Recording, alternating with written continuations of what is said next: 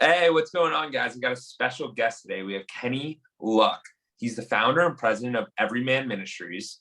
He previously served as a men's minister at Saddlebrook Church and is an ECPA Platinum Award winner and best-selling author of 23 books, including his most recent release, Dangerous Good: The Coming Revolution of Men Who Care, via his publishing and digital platforms. Luck reaches more than 100,000 men each week through his live stream events, global podcast, and daily devotion outreach, and church and individual subscriber downloads each week. The weekly EMM Facebook live streams of his men's meeting are viewed all around the world. He resides in California with Chrissy, his wife, 29 years, and they have 3 grown children. Kenny, great to meet you. How are you doing today? No, it's good to meet a new friend. Good to meet you, Jordan. Yeah, I'm excited to have you on the Clockedin podcast. So Kenny, where does your story start? Well, it starts in West San Jose, just around the corner from a guy named Steve Jobs. He was going up around the corner from my house there in Cupertino, California. He went to the other high school, and but I come from what's now known as Silicon Valley. Wow. I'm a Navy brat, last of 7. So I was raised on the base and in a military family. Great watching all that Silicon Valley stuff, grow up right in front of my eyes. In fact, I built printed circuit boards that were like 3 feet square in high school. It's hilarious. Now it fits under your fingernail. But I grew up in West San Jose, Cupertino. I'm a native Californian. I'm the last of 7, 5 boys and 2 girls, which means that I was a human lab experiment in my own family. So your guy listeners will appreciate that. I have 4 brothers, so it was just a lot of stuff going on in the Luck household. But the defining moment probably for my life, and that would change the arc and trajectory, happened after I graduated high school in the summer before I went to UCLA. If you look in my high school yearbook, you'll turn to the middle of the senior section and you'll find my face there.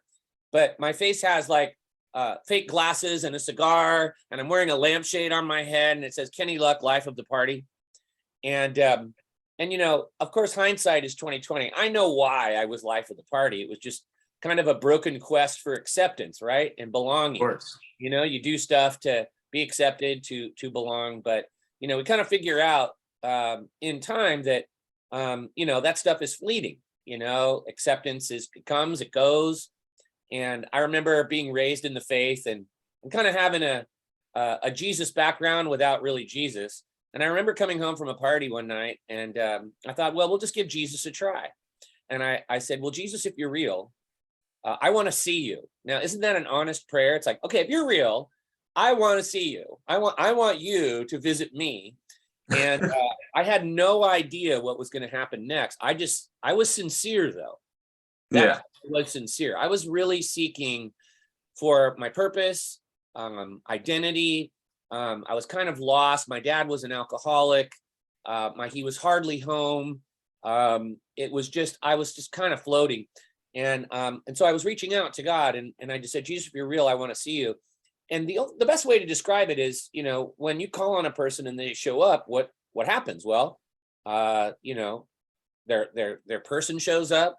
Their presence shows up, and that's what happened. The person and presence of Christ showed up in that back room of my parents' house at 6788 Hanover Drive, and for about an hour, I just had an encounter with the living Christ, and that moment changed everything. I went to school the next day, found my best friend. He's Jewish, and he said, "Hey, what's going on?" I'm like, "You're not going to believe what happened to me last night." He goes, "Well, what happened?" I said, "I told Jesus I wanted to see him." And he goes, "Well, what happened?" I said, "Well, he came in my room." And I know what he was thinking, because I was Life of the Party. He was thinking, Yeah. he was thinking, oh, this is just one of your psychedelic experiences. But it wasn't. It was real. And that was 39 years ago, Jordan. And I've never been the same. And since that day, my journey has been one of my identity as a practicing Christian, as a follower of Christ. He's changed my life. Everything good in my life I can point to has come from my relationship with him. And he's showed me a good version of masculinity that works for my wife and kids and for my neighbors and my community and my workplace that really blesses people. And my mission in life is just to do whatever shows love for him and love for people. So that's what's brought me to the place where I'm at. It's the energy behind my mission and why I put energy into helping others. That's incredible. That's incredible. And I love how you had a specific moment that it all kind of boiled down to. So after that moment, what changed for you? Yeah, yeah, that's man, what an awesome question. I would say everything changed because my identity changed. It's sort of like we were talking before we went on air about, the Lion King, and there's Simba, and he's just a puppy, and then he's the son of a king, and then some bad things happen, and Yeah. he goes off and creates this alternative life that's really not him, but he's just reacting to the trauma that has been in his life. And so he's out of place until that baboon, I forget the name of the baboon. Oh, Rafiki. Rafiki comes and whacks him on the head. And he says, I know who you are. You're Mufasa's boy. You're the son of the king. And all of a sudden he has this epiphany of, oh my gosh, that is my identity. And I have a responsibility to that identity. And my responsibility to that identity says that I'm supposed to go confront evil that's now burdening my tribe, pride of lions. And that's kind of what happened to me. It's where for the first time, I knew I was created by God. I was created for God. One day I would go to God, but between now and then, he's got a purpose and intention for my life on earth. And that's to love him every way I can and to love people. And so what changed is now seeking that expression of how do I love my neighbor as myself? What are meaningful ways to do it? Where do I get the most bang for my buck in that calling?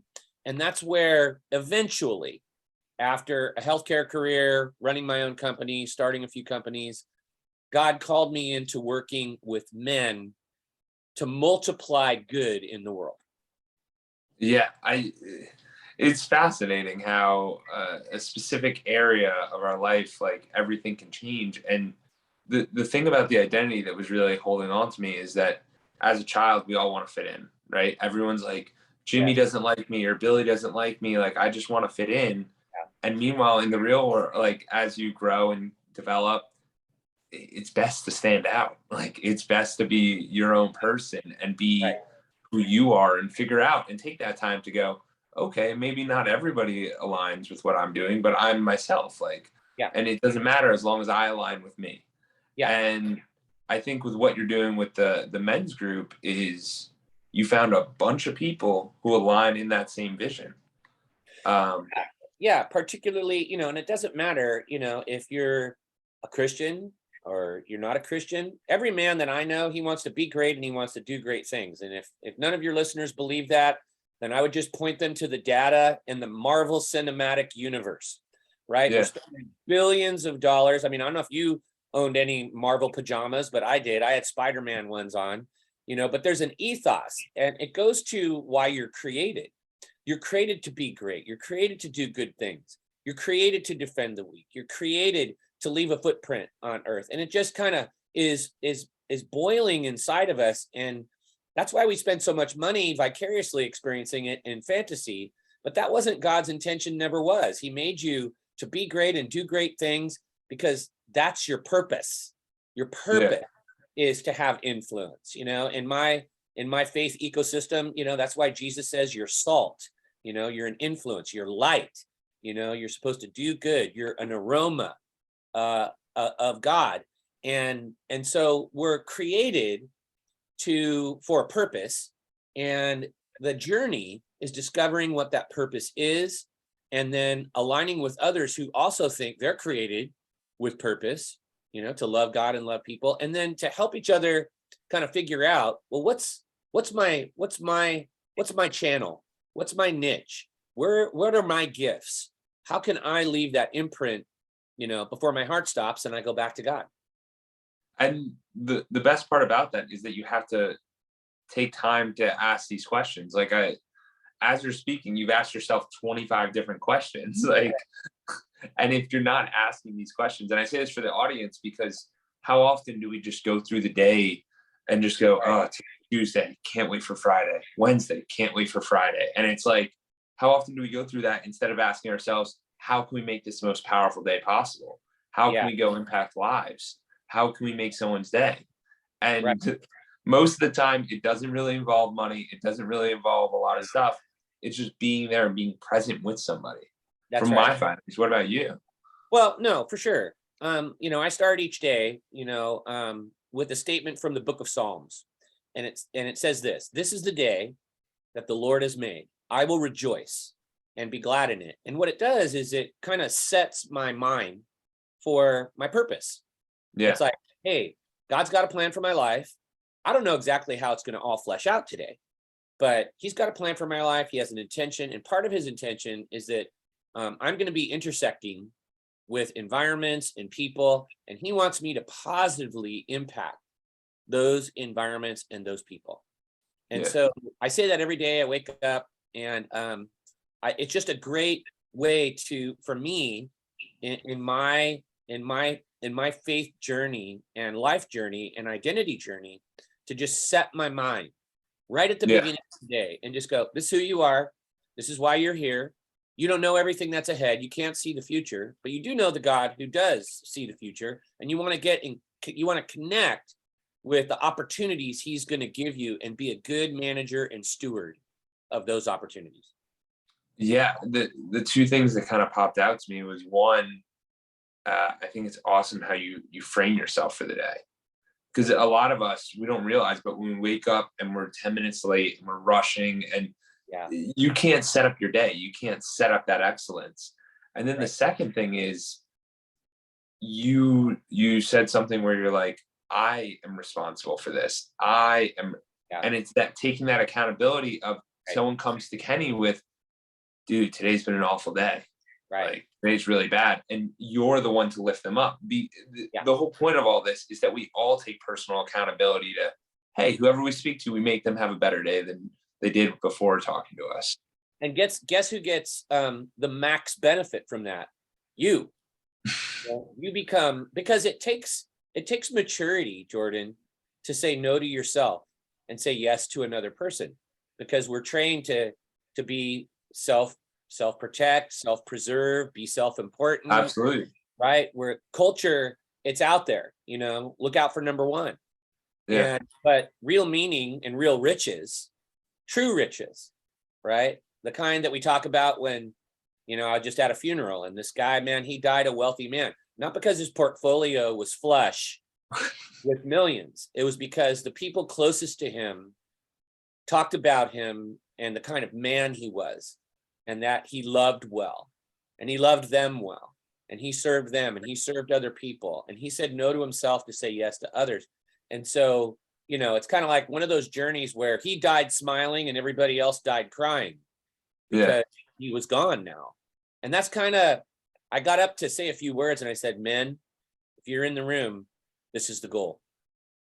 Yeah. This is the goal.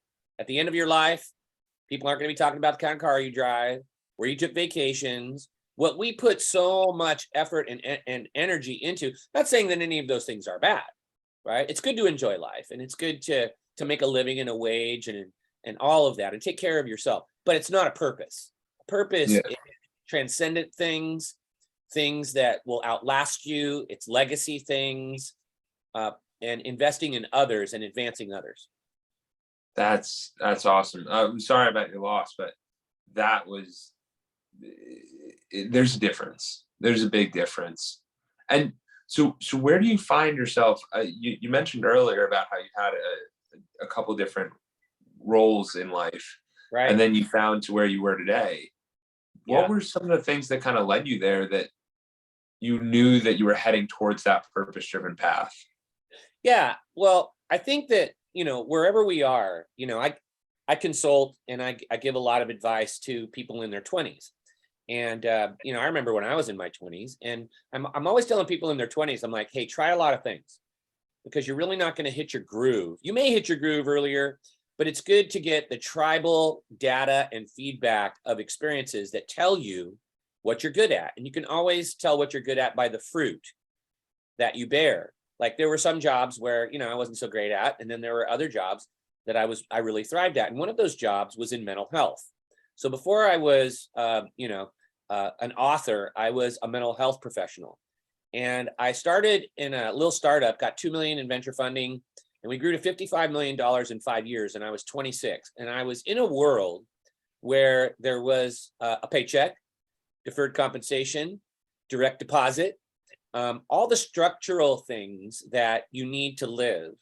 But more than that, I was getting insight into how families form people, how that family formation impacts your adult life, how that creates inner dynamics of fear or anxiety or security and worth.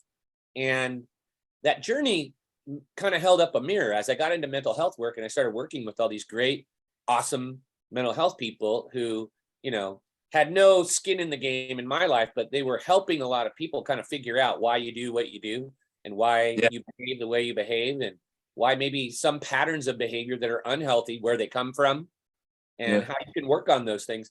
It really gave me a lot of insight. And I guess the metaphor out of it that I gleaned was that most people are like icebergs. You only see the tip. Yeah. Like if you're on a cruise and you're in Alaska and you see an iceberg, you'll see the tip, but the substance of it remains hidden underneath the water. And that's where the true bulk and substance, and that's true for people. We are so image oriented. And the digital world doesn't help with that, because we present our best selves, our best vacations. I'm at the coffee shop and I'm drinking a latte with a leaf that the barista made in the foam in the latte. And isn't this great? It's kind of like, but real life is found underneath. It's the hidden you. It's the one nobody sees, because the real us isn't what we present on social media. It's how we think about ourselves and what our thoughts are. And I think everybody listening to your podcast can agree that appearances can be deceiving. 100%. Right? Where we can project one thing, but be living and feeling something totally different. And that is what my mental health journey for 10 years did for me. I absolutely loved working in behavioral health, because it helped me get underneath the waterline of people's lives to where they were really living what they were really feeling and how they were really perceiving themselves, others. And once you get there, now you're cooking chili. Now you can really do some really good work and help a person discover, what the root of those things are. And so I started off as the assistant to the vice president of marketing for this behavioral health company. And then 10 years later, I was the CEO, and I had 500 licensed marriage and family therapists, psychologists, psychiatrists, working for me. But man, every day I woke up, I was like, this is an exciting job. Yeah.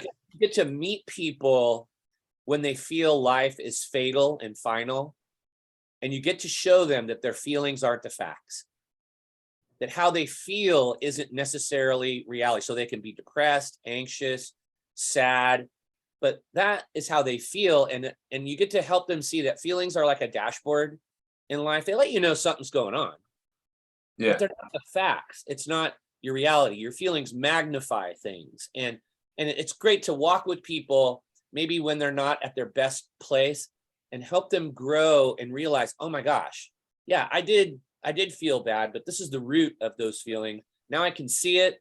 Now I can navigate around them. Now I can realize and look at my feelings as a part of my life, but they're not who I really am, and they're not going to determine my future. And even though my circumstances might be bad right now, my circumstances don't define me, right? We've all been through hard times. And a lot of times people let their circumstances infect their soul and tell them, wow, because things are going bad, you're bad. Because you haven't been a success, you're not a success. That's not true at all, right? It's just circumstances. And so being in behavioral health really put me into some real life tough scenarios. I think I've done in my lifetime maybe 5,000 psychosocial assessments. Wow. So you get to ask questions of people. And so it really, that shift of seeing people at their worst, watching people transform. It kind of gave me a set of glasses. I'm wearing glasses. It kind of put some new glasses on to go, okay, who can I help? And if I help that person, what will their transformation, what will be the residual effect of their transformation? And so that's why I picked men. And the reason I picked men is because I hated seeing the pain caused by broken men, sex trafficking, the orphan epidemic, domestic violence, fatherlessness, and the cycles of chaos and dysfunction that help. So if I can help one man, I like to say one transformed man can transform many things. This is not a chauvinist thing to say. It's just the facts. The data speaks to it, that, men have a certain degree of influence in families and in children. And if that man's character is healthy, the residual effect and impact of that in his conduct with people, that makes the world better. Yeah, 100%. Yeah, I mean, so that's why I chose. That's what kind of shifted me to kind of begin to ride into marriage and family, men's issues, justice, social justice, and all of that.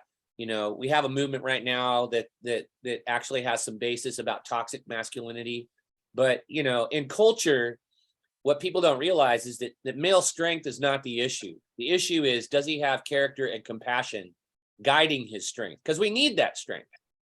It's a good thing, but if he doesn't have character and compassion, then he's going to abuse people.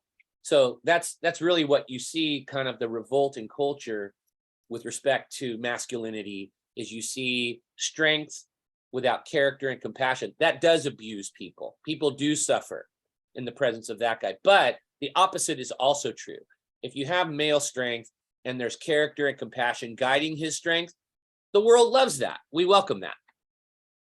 Yeah.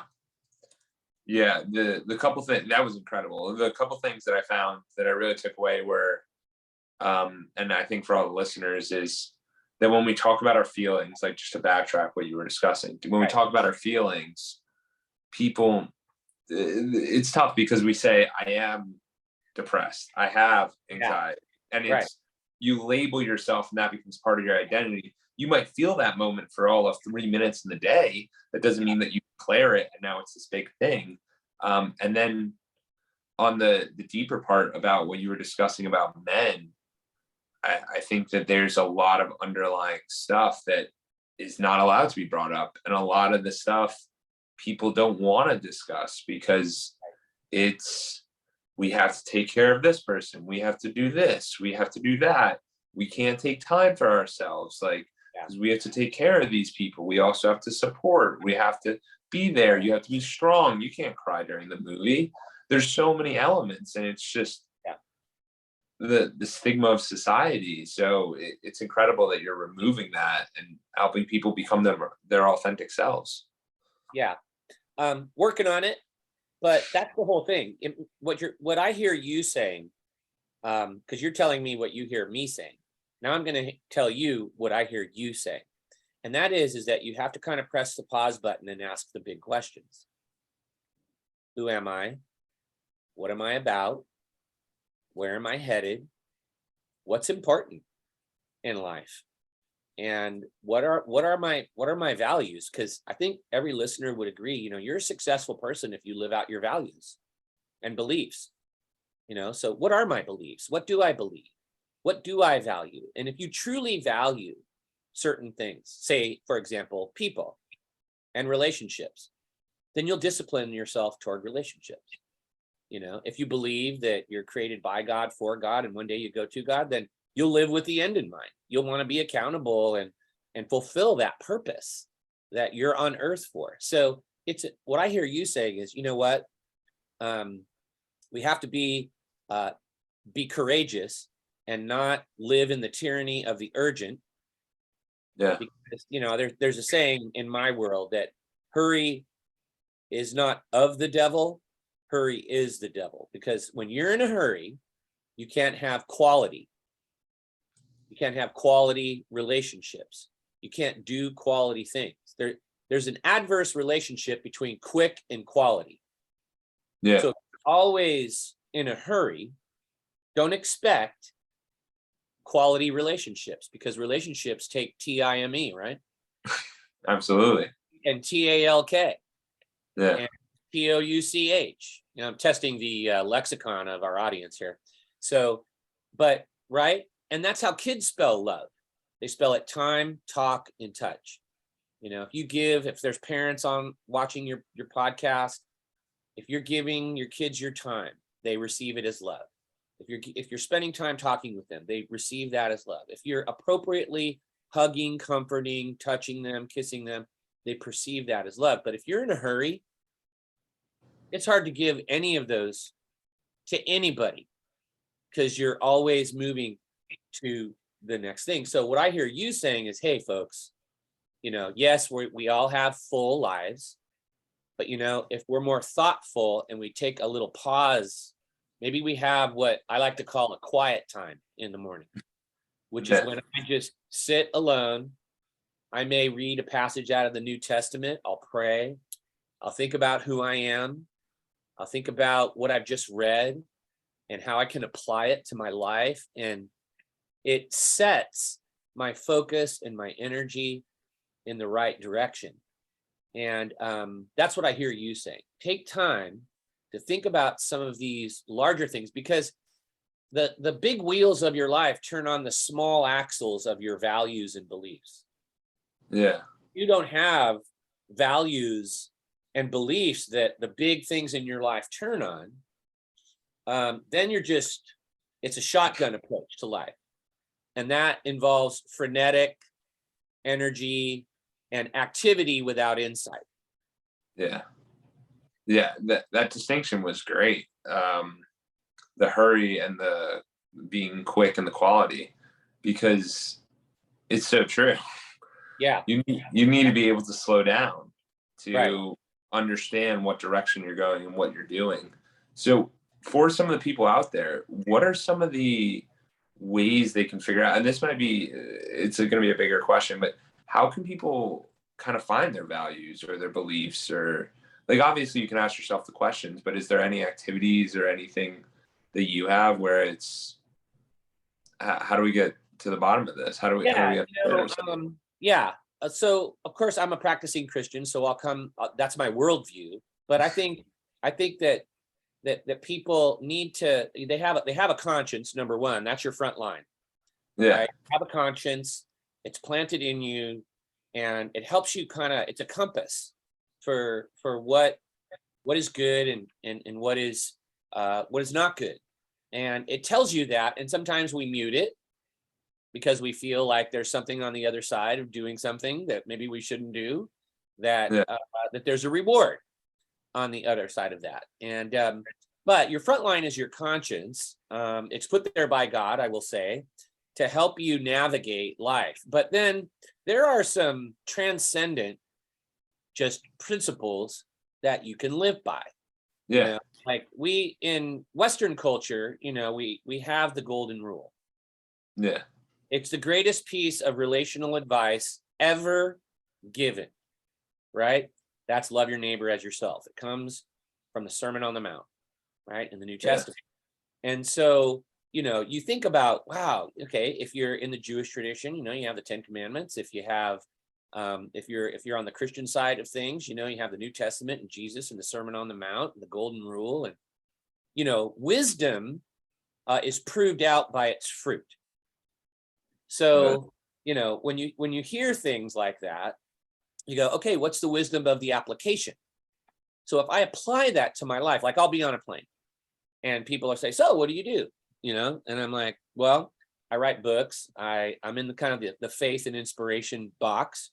I work with men and they're like, well, what's the driving force in your life? And I said, it's the Bible. And they're like, well, I don't know if I really, I'm like, okay, let's start simple. All right.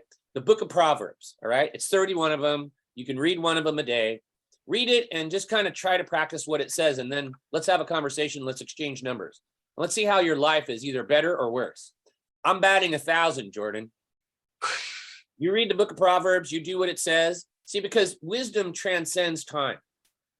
All truth is God's truth. So when you apply truth, there's that famous phrase, you'll know the truth and the truth will set you free. Yeah. Right. But truth transforms you if you trust it. So for people who are needing maybe some guidance or some values and beliefs, look at the ones that have lasted. Right. Yeah. Look at the ones that transcend time and space and cultural fads and phenomenons and cults and all that other stuff, and just that help you become a better person. And I found that loving God and loving people is a great start. Yeah, absolutely. That is definitely, I love how you pull the values from a specific area and it kind of guides your way of the way you want to approach things or how anyone can Right. approach Right. and it's that open book. So let's dive into it. What's going on with this conference I'm hearing about, the Dangerous Good Conference? Yeah. So remember when I was talking about the Marvel Cinematic Universe, and how, we're created to be great and do great things. It's hard to find spaces where you can step into that. Yeah. Where it's like made for you in reality, not paying $21 and going to, the movie theater. Yeah. See it or streaming it, on some platform. So the Dangerous Good Conference, it's hosted by Everyman Ministries, and it is a conference for men. And we talk about identity, and we talk about identity in community. And we talk about how when you know who you are, you know what to do. And it's good to be around other people who there's some alignment in that. Yeah. And that identity in community always leads to bravery in community. It's true to the positive. It's true to the negative. I mean, I always tell the guys, I had 2,000 of them in front of me in Austin on August 27th. And I said, wow, either something really good's going to happen in this space or something really bad. All it takes is one bad idea in a big group of guys, right? But if the focus of the conference is being dangerous with goodness, because right now the rap on men is that they're dangerous. You can't trust them. They're portrayed in the media as funny, but they're not mature. There's a caricature that's around men. And my good friend at Stanford University, his name's Dr. Philip Zimbardo. He wrote the book called The Demise of Guys. And he talks about just culture, the rise of feminism, the retreat of masculinity, and how when you don't provide healthy outlets for men to be strong in a good way, they'll find unhealthy outlets to be strong in fantasy, in fantasy, porn, and just ways that don't benefit or bless the people around them, but they're just looking for an avenue of strength. So the Dangerous Good Conference is an amazing, immersive experience for men. It involves visual story, music, testimonies of men, some inspirational messaging. But here's what differentiates the Dangerous Good Conference. 80% of the guys who come find themselves in a group of men meeting the next week in a 5 follow-up. Yeah. And then in the 6th week, the men who are in those groups of 5 and 6, they're going to go out and they're going to serve their city in pre-organized places, like at the Boys and Girls Club or at a single mother or for a city agency or for the homeless or at a food pantry. And on October 8th, all 2,000 of those guys are going to fan out in groups of 5 and 6, and they're going to go do good in their city. So that's my contribution, is just creating the space, being an activating agent, providing some shared convictions in the room that we can all stack hands on, providing a little organization and getting all those serve opportunities prepared in advance of the conference, and then creating just the platform of communication and connection so that they can go out and actually realize who they want to be, which is dangerous with goodness. Yeah, this sounds really powerful. It is very powerful. Yeah. And we're going to roll up the stories. We're going to get the stories. We're going to document this, because not every man is toxic.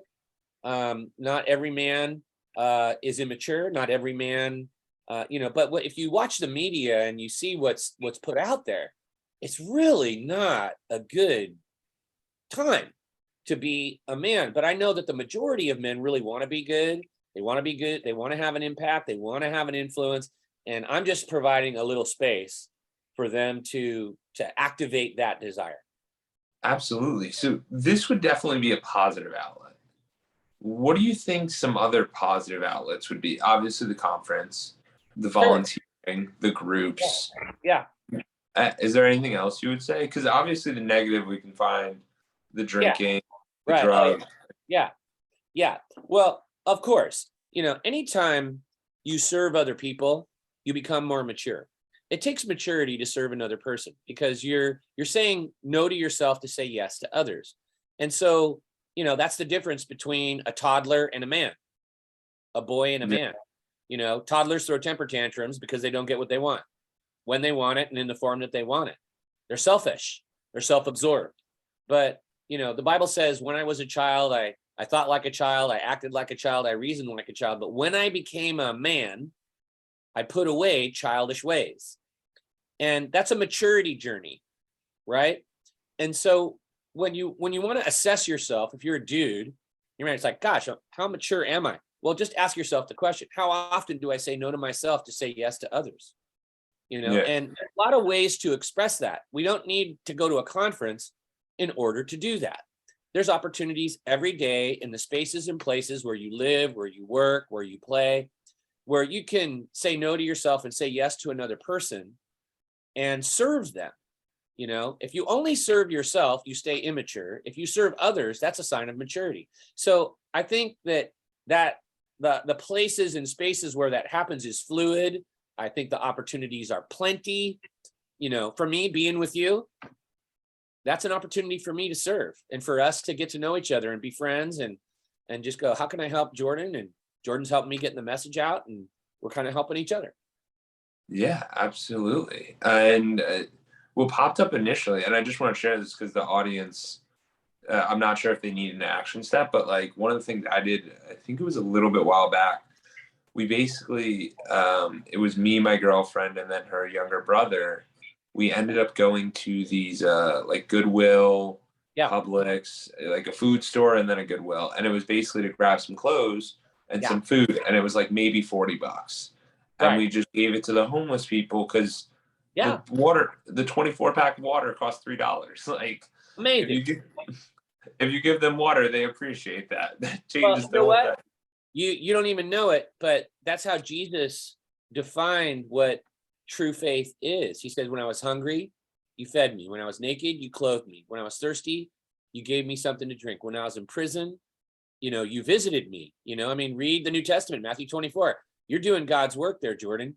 And that's a real sign that you're living out your purpose. And for all the listeners, man, it's so easy to do. You drop $40, go get some clothes, go grab a few cases of water, and go be strong and kind. Be strong, but be kind, be courageous, take a risk, go to a place where maybe you probably don't hang out a whole lot. Take a risk. And man, then you have a story to tell. I want to say to all of the listeners, Jordan has a story to tell because him and his friends took a risk with their money and their time to go be for others. And now he's telling stories. We don't tell stories of selfishness. We don't tell stories of when we serve ourselves. We tell stories that have to do with real greatness. And that's when we take a risk for others. Wow. And the coolest thing was about all of it was my girlfriend's younger brother is 10 years old. Oh, yeah. Modeling. So we did it early. And then the next time we hung out, he's like, when are we going to do it again? And then, it's like you just give them a little bit of a taste and then they realize, it's just really profound what it can do. That's because younger kids, even Jesus said it. He said, the kingdom of God is like these little children. To enter the kingdom of God, you got to become like a child. Well, a child doesn't have all these hangups and barriers. They just love people. Like they don't have all of the learned avoidance triggers or media input or labeling or identity politics on both sides. They just see people who are hurting and they go to that. That's why your girlfriend's 10-year-old brother is just like, hey, when are we going to do that again? Yeah. Because it was the right thing to do. Yeah.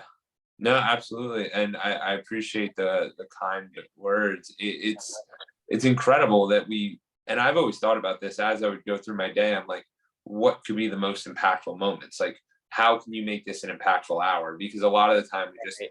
throw away or we just waste it. And Right. and it's like maybe it's working out your body, maybe it's going to you could even shoot out some text to some friends and just say, hey man, I really Oh, appreciate you. Like two yeah. seconds. It's so rare, and I love that that's your spirit, because, encouragement is like oxygen to the soul, and we walk around starved for it. I Yeah. mean, think about it, how good you feel when someone just goes, you know what, you're really good at that. I just was watching you, and man, you're really good at that.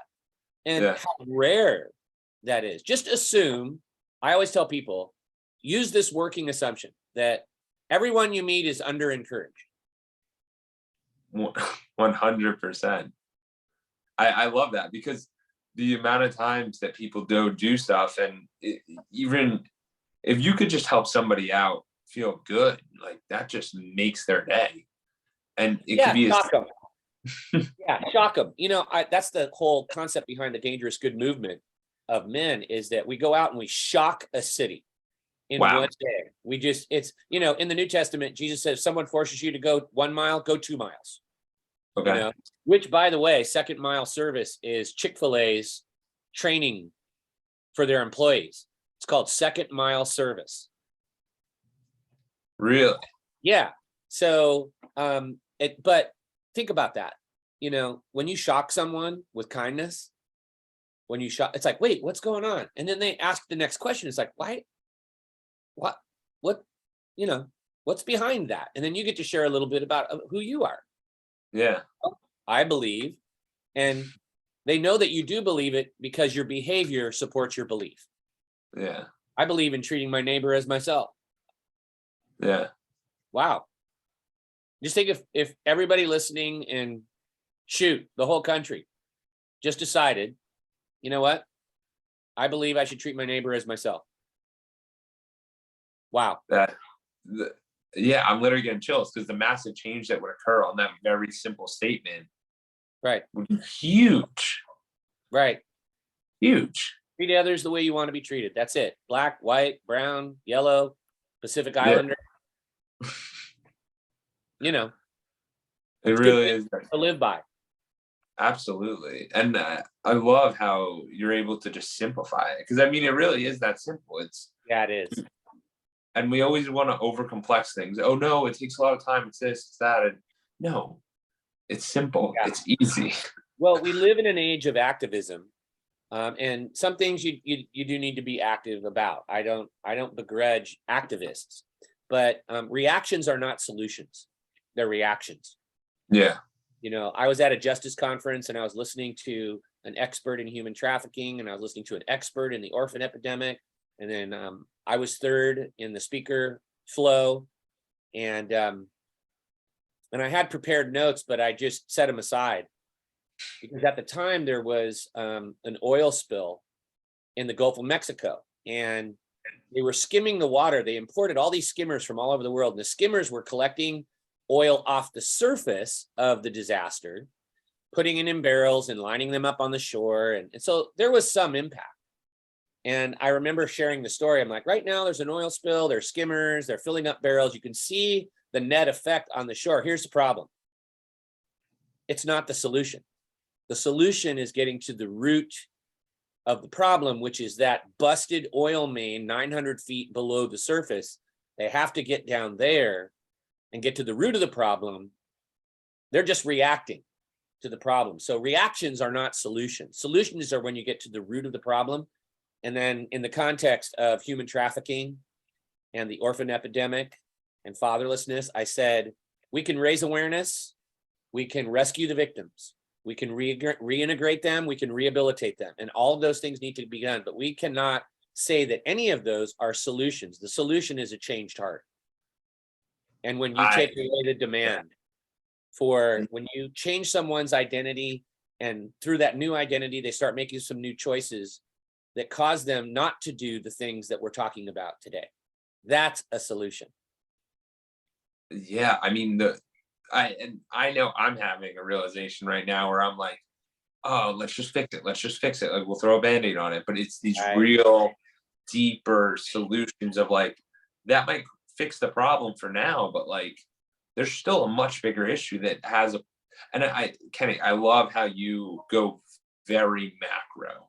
right, Realizing that there's because like you'll realize that a lot of people, I was having this conversation yesterday where a good amount of people, a majority of people, I would say most people focus on like, you know what I mean? Like a lot of people focus right. on So, what can happen to me? What can I do? And we were talking about a big problem, and the guy was like, that's not in my field.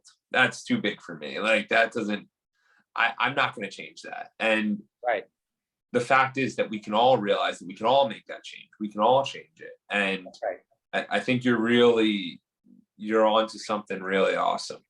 Wow, thank you. Yeah, you're on something really awesome. So, Kenny, I know our time's running low.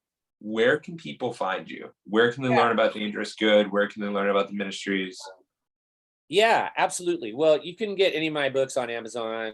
You can search Dangerous Good, just go to where you go to get books and stuff, but it's all in one place. Everymanministries.com is where you'll find resources, strategies, streaming content, series on different topics, daily emails and inspirational devotions.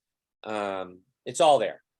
And it works just like any other app or streaming platform like Netflix. I'm on Apple TV, Netflix. I mean, not Netflix, but Roku, Yeah, Amazon. Just put in Everyman Ministries and you'll see our little platform come up. awesome. I will share that in the show notes. And this has Okay. been amazing.